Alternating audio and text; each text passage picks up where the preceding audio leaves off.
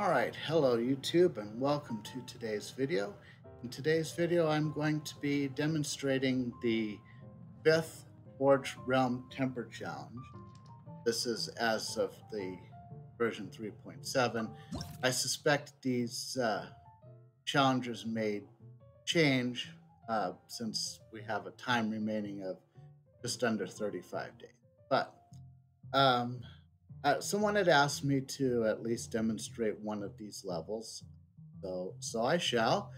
And I did watch some people play some of this online, so I have a few ideas on what to do and what not to do. And first thing I'm going to say, if you look at the other four challenges, you can see that I've earned 3,000 in each. And that's because that's how much it takes to get all of the. So if you earn less than 3,000, you'll get fewer rewards.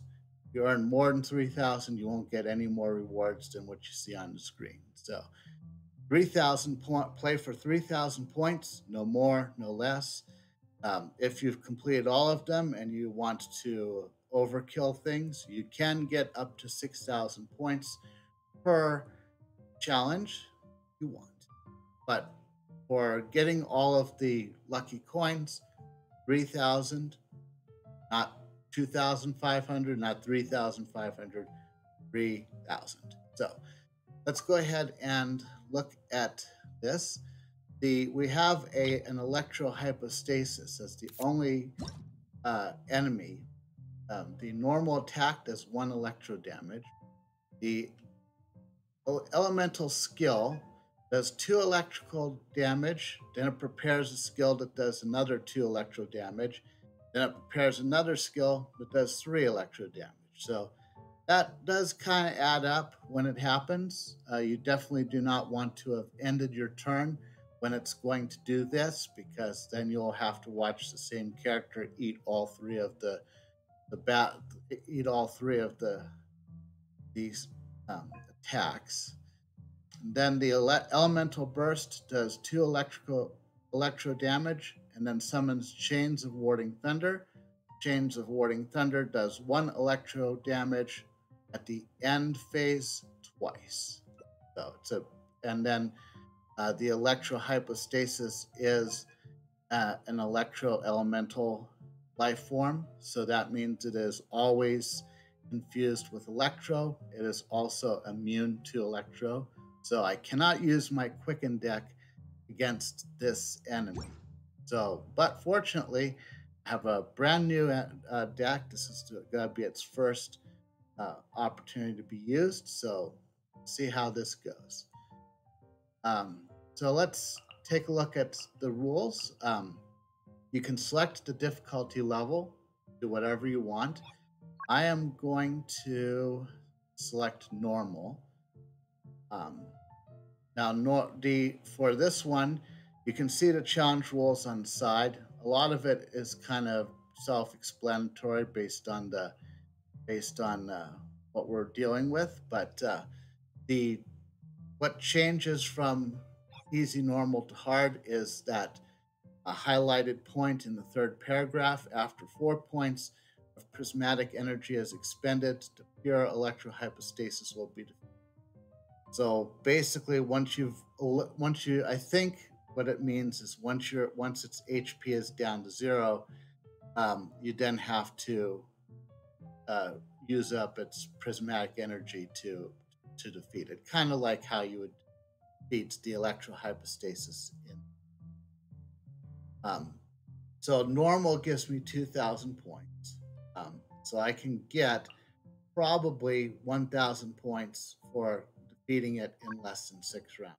But I think the burning deck probably is going to be able to do that. Probably, but we'll see. I would rather do that than try to add additional hit points to it, even though I'm going to be using 2 Pyro characters and 1 Dendro character, which means I should be getting Quicken and Overcharge on it quite frequently. But let's go ahead and begin. So I have Amber, Kale, and Yoimiya in this deck. This is my first time using this, so hopefully it's going to work. We probably won't get a chance to see it work all the way through this one because uh, we're it's the electrohypostasis is always going to be infused with electro. Let's start with Amber. Leave it to me. Let's see how this goes. Okay. Not a great roll. I got 1 Dendro die but 3 Omni. Okay.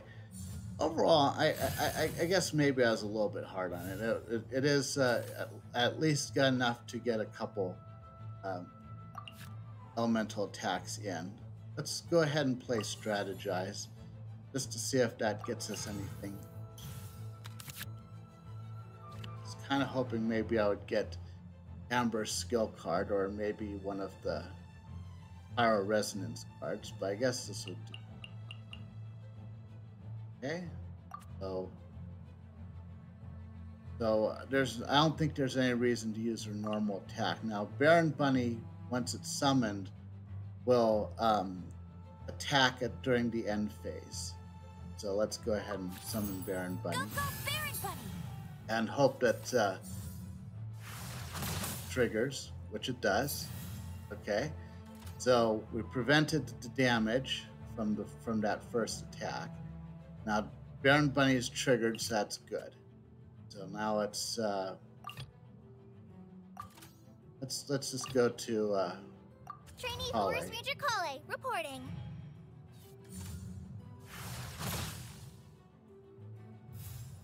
And then the next one's gonna hit for 3. I don't think there's much I can do about that, but I can hit it for 4 with first skill.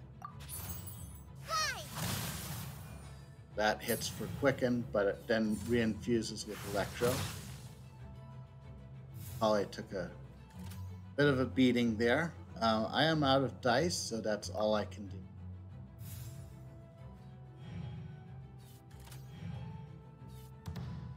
Okay, on to next round. Baron Bunny did 4. 2 Pyro plus the bonus for Overcharge. Okay, a lot of Dendro there. Pretty good roll, I guess. I don't want to be stuck with Kale for a long period of time because she is kind of running low and, well, she's about halfway down. So I have the Pyro Resonance card, which isn't going to work with Kale on the field. I have a net 4 Dendro dice. I do. So I might as well go ahead and use one of these. So this is going to use up all of its remaining health points and then some. Hi.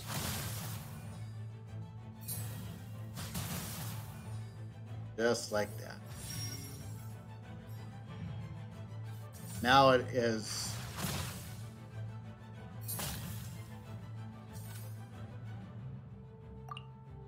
what exactly is it doing now? Doing energy revival. The effect starts out with 3 revival phases. After pure electro hypostasis uses a skill at -1 revival phases. Revival phases are fully relapsed, remove this effect, and end expose weakness, and each point remaining of the revival prism's prismatic effect will heal the pure electro hypostasis for 2 hit points. So, yeah. I guess switch to Yoimiya maybe, or matter. Guess we can switch back to Amber.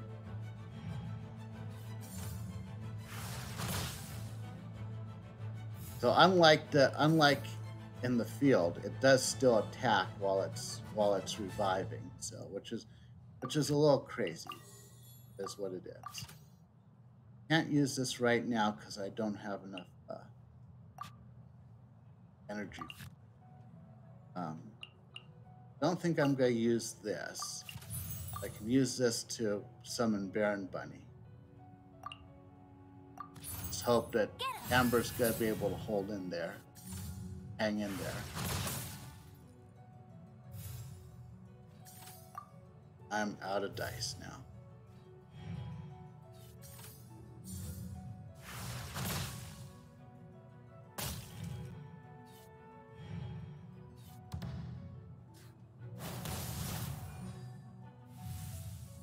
There's the overload again. So now it's down to 3.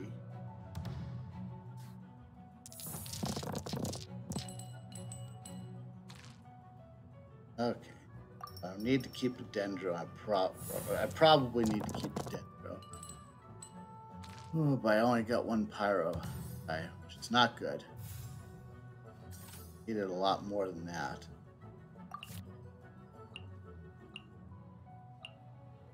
And sacrifice some of these bows. I can definitely sacrifice this one. She already has her skill. Sacrifice one of each of the bows. Might have done it more than.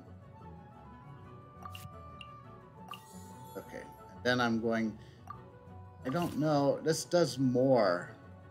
I think it doesn't matter. That's going to if it does more. So let's go ahead and just do this.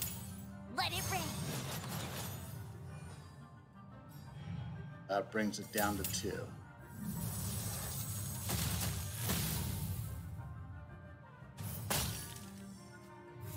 Oh, now it ended. It's weakness. Okay, sure. But we can probably get it, probably re-expose it without too much trouble. Trainee Forest Ranger Kale, reporting. Hopefully.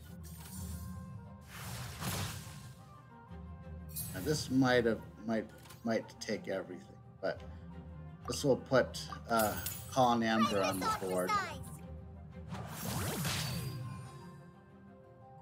Probably have a hard time with that. Out of dice, so I have to end turn here. Probably not good for Kale, but it's less good for the hypostasis. Now I can attack those. It's revival again. So if I was doing this on easy, this would have already been done because on easy it only gets 2 points in its revival state.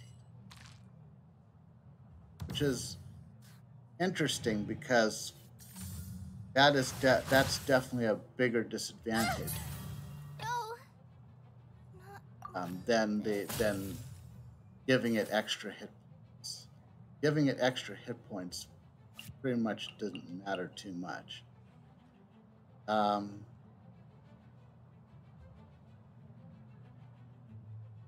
Think about that for a second.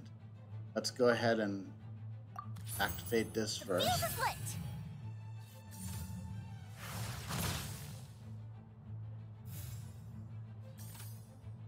I think this will do pyro damage now. That's 1. So if I use this, it'll do more. Probably doesn't. Well, I guess it doesn't. Gonna end up just doing 1 instance, but survival. 3 left. Holy moly!